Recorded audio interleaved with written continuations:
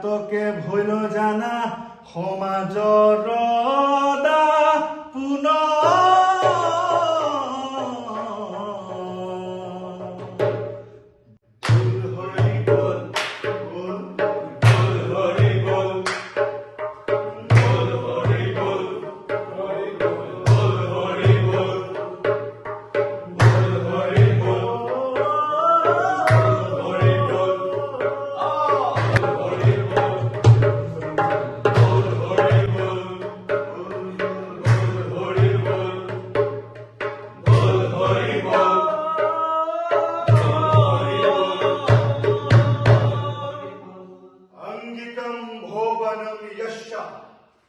वार्षिकम सर्ववन्मय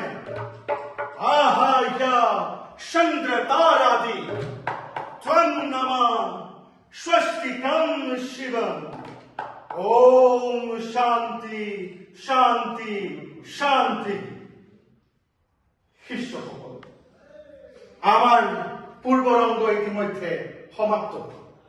আমি যি অনুশীলন কৰিলো এতিয়া আমি সেয়া প্রস্তুত করি এই পরীক্ষা কোনো যাতে ভুল আর ত্রুটি নহয়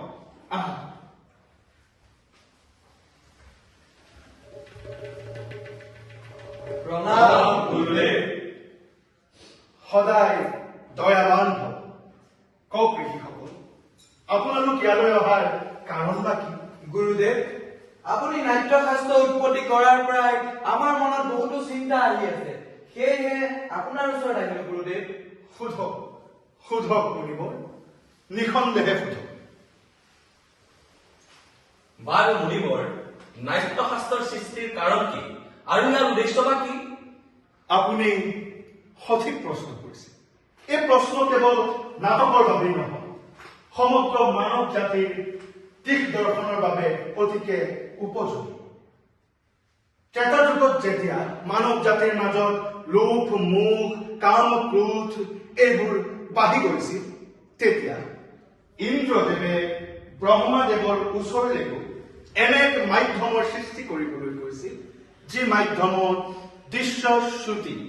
থাকে আৰু এই মাধ্যমৰ জৰিয়তে মানৱ জাতি ধৰ্ম কাম অৰ্থ আৰু মোক্ষৰ দিশে আগবাঢ়িব সেইবাবে ব্ৰহ্মাদেৱে নাট্যবেদৰ ৰচনা কৰিলে যাৰ যথাৰ্থ নাম হ'ল নাট্যশাস্ত্ৰ কিন্তু গুৰুদেৱ বেদ হৈছে সমস্ত জ্ঞানৰে ভৰা এই জগতৰ সমস্ত ৰহস্য ইয়াতে লুকাই আছে কিন্তু গুৰুদেৱ আন এক বেদৰ প্ৰয়োজন বা কি কাৰণ ই সমাজৰ বাবে সুলভ হ'ব নাটকৰ জৰিয়তে সকলো প্ৰকাৰৰ মানুহে শিক্ষা আৰু ধৰ্ম লাভ কৰিব পাৰিব সেইবাবে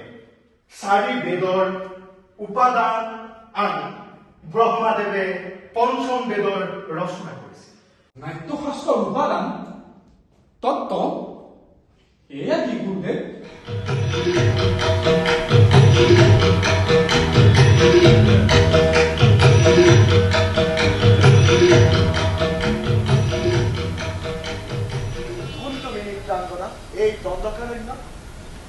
এই দণ্ডকাৰণ্য বন্ধু